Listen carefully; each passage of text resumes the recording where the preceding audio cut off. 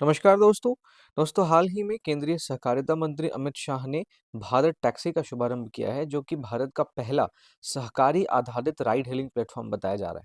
जैसे अब हमारे देश में उबर देखते होंगे, ओला देखते होंगे, तो ये सब क्या है, निजी कैब एग्रीगेटर्स हैं जो हमको परिवहन की व्यवस्था के लिए कैब उपलब्ध करवाते हैं, बाइक उपलब्ध करवाते हैं। तो हमारे देश में इन उबर और ओला के विकल्प के रूप में एक ज़्यादा चालक केंद्रित, जो चालक को ध्यान में रख के अपने सारे प्राइसेस तय करेगा, चालक के लिए कौन-सी नीतियाँ अच्छी है उसको ध्यान में रख के अपना नीति को निर्धारित करेगा, किफ़ायती होगा और एक जन उन्मुख परिवहन व्यवस्था विकसित करने के लिए अमित शाह ने भारत टैक्सी का शुभारंभ किया है। ये एक प्लेटफ़ॉर्म है, आपको याद रखना है। अब जो सहकारिता मंत्री अमित शाह हैं, तो 2021 में हमारे देश में सहकारिता मंत्रालय के नाम से एक नया मंत्रालय का निर्माण किया गया था। ये सहकारिता मंत्रालय के पहले सहकारिता मंत्री जो थे वो अमित शाह थे और अभी अमित शाह ही सहकारिता मंत्री, ये चीज़ भी आपको ध्यान में रखनी है। तो भारत टैक्सी एक ऐसा प्लेटफ़ॉर्म है, जिसको भारत में एक चालक केंद्रित और एक किफ़ायती और जन उन्मुख परिवहन व्यवस्था विकसित करने के उद्देश्य से बनाया गया है। तो ये हमारे देश में जो परिवहन व्यवस्था है, जिसमें अभी हम देखते हैं कि जो निजी कैब एग्रीगेटर्स हैं, चाहे वो उबर हो, ओला हो, रैपिडो हो, इन सब का जो एक एक तरीके से आप समझें कि मोनोपोली हमें दिखती है, एकाधिकार दिखता है। तो इस एकाधिकार को ख़त्म करने के लिए हमारे देश में सबसे बड़े एक परिवहन व्यवस्था के रूप में विकसित करने के उद्देश्य से भारत टैक्सी को लाया गया है। तो आज के सेशन में दोस्तों हम इसी भारत टैक्सी के बारे में जो भी इम्पोर्टेंट ज़रूरी बातें हैं, वो हम बात करेंगे। तो आई एम योर दोस्त Rahul Sharma and I welcome you all to Rahul Sharma education.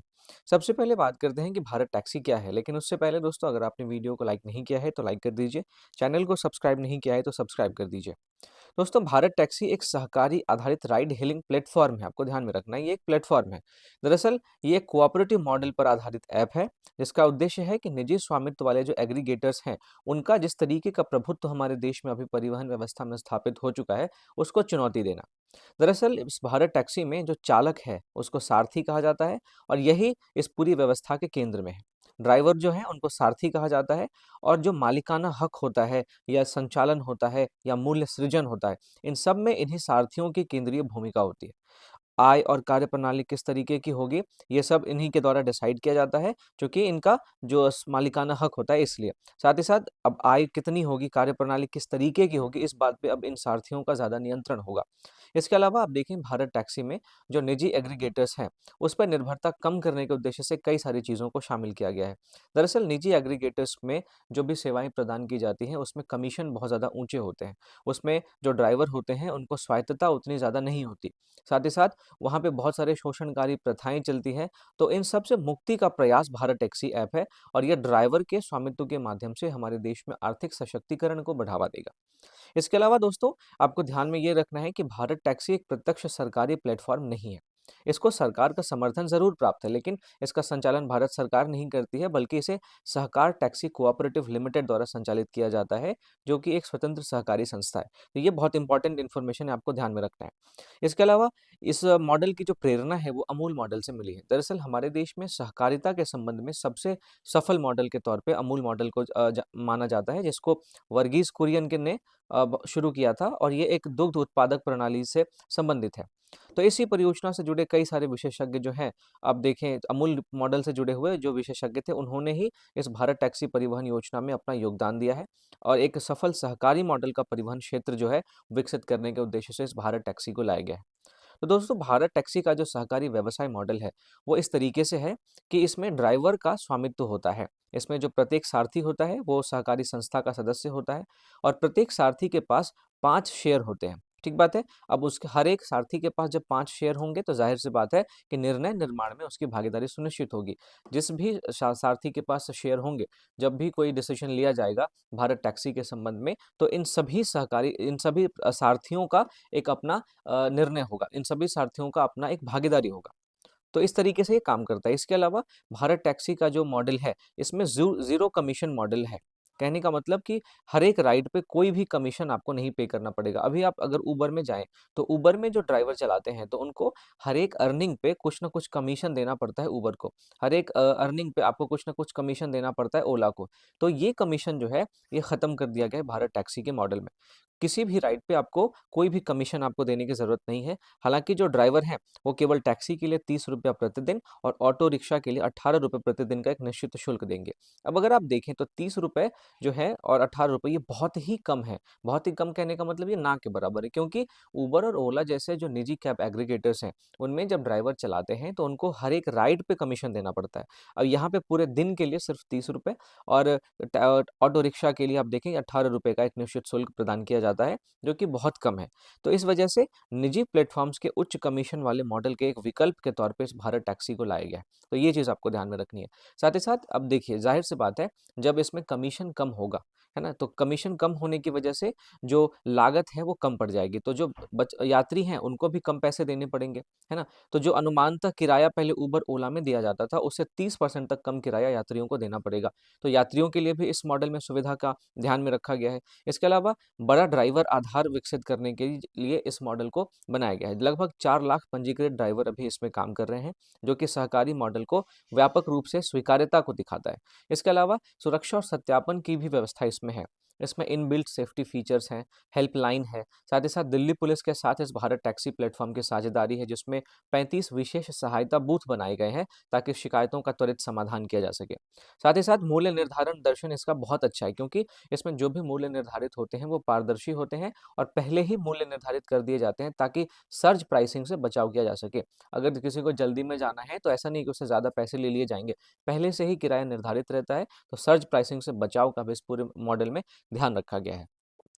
दोस्तों, इस भारत टैक्सी के मॉडल को एक पहले पायलट प्रोजेक्ट के तौर पे आप देखें 2025 के अंत में दिल्ली एनसीआर में और राजकोट में चलाया गया था।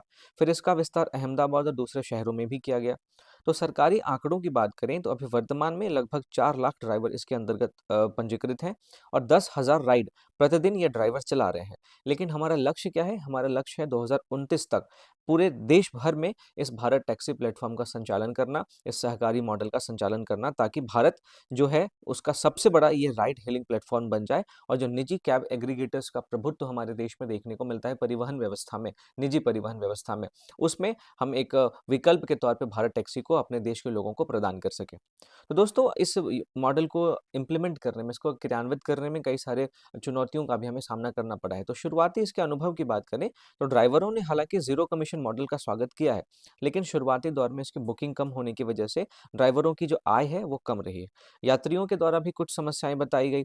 उसके अलावा आप देखें, यात्रियों ने ये कहा कि उनको तकनीकी जानकारी का अभाव मिलता है इसमें, लंबी कतारें लगनी पड़ती है, कुछ स्थानों पर जो है वो पुराने प्रीपेड सिस्टम से ज़्यादा किराया पे करना पड़ता है। तो ये सारी चुनौतियाँ हैं, ये प्रारंभिक है। तो सरकार के अनुसार ये सारी चुनौतियाँ चूँकि प्रारंभिक चरण की चुनौतियाँ हैं, तो जैसे-जैसे डेटा बढ़ेगा और एल्गोरिदम में सुधार होगा तो उसके माध्यम से ये सभी चुनौतियों का समाधान बहुत आसानी से हो पाएगा और भारत के एक सबसे बड़े राइड हेलिंग प्लेटफ़ॉर्म के रूप में भारत टैक्सी को जो विकसित करने का हमारा लक्ष्य है, वो लक्ष्य भी पूरा होने की संभावना है। तो दोस्तों, इन चुनौतियों के मद्देनज़र हम आगे की राह हमारे लिए क्या हो सकती है, ये हमारे लिए इम्पोर्टेंट है। देखिए, इस सहकारी मॉडल को एक मजबूत सरकारी समर्थन की ज़रूरत पड़ेगी, साथ ही साथ ड्राइवर का पंजीकरण भी इसमें तेज़ी से करवाना पड़ेगा। इसके अलावा इसकी सफलता इस बात पर निर्भर करेगी कि राइड का वॉल्यूम कितना ज़्यादा बढ़ रहा है, तकनीकी और परिचालन दक्षता कितनी है, साथ ही साथ उपभोक्ता अनुभव जो है, वो कैसा है, क्या उपभोक्ता अनुभव में निरंतरता है? तो इन सभी बातों पे इस मॉडल की जो सफलता है वो निर्भर करेगी। राइड वॉल्यूम कहने का मतलब कि जो नंबर ऑफ राइड्स हैं, जो राइड्स की संख्या है, उसमें कितनी बढ़ोतरी होगी। तो इस इन सारी बातों को हमें ध्यान में रख के आगे बढ़ना है और लेकिन इस पूरे मॉडल को सफल बनाने में सबसे बड़ी चुनौती ये है कि सहकारी मूल्यों को बनाए रखते हुए हमें प्रतिस्पर्धी बाजार में अगर स्केल अप करना है, तो स्केल अप में हमें एक चुनौती का सामना करना पड़ सकता है। तो हालाँकि देखिए, इस मॉडल को सफल होने में टाइम ज़रूर लगेगा, क्योंकि जिस तरीके से लोगों को उबर और ओला की आदत हो गई है, इसमें हालाँकि पैसा ज़्यादा पे करना पड़ता है, चूँकि लेकिन सुविधाएँ इनके माध्यम से ज़्यादा हमें उपलब्ध करवाई जाती है, तो इनको चुनौती देने में थोड़ा-सा टाइम लग सकता है। जो राइड वॉल्यूम है, उसको बढ़ाने में टाइम लग सकता है। हमारे यहाँ पे जो भारत टैक्सी का तकनीकी और परिचालन दक्षता है, उसको अच्छा करने में थोड़ा टाइम लग सकता है। लेकिन अगर हमने सतत रूप से इस योजना को लागू किया, इसकी जो भी कमज़ोरियाँ हैं, उस कमज़ोरियों पे हमने काम किया, तो आगे के कुछ वर्षों में हम देखेंगे कि पूरे भारत में भारत टैक्सी इन निजी कैब एग्रीगेटर्स के प्रभुत्व को चुनौती देने में बहुत ही ज़्यादा अच्छे तरीके से सफल होगा। तो दोस्तों, इस तरीके से हम निष्कर्ष ये निकाल सकते हैं कि भारत टैक्सी जो है, वो भारत में एक प्लेटफ़ॉर्म इकोनॉमी को सहकारी ढाँचे में ढालने का एक बहुत ही नया प्रयोग है, एक बहुत ही अभिनव प्रयोग है।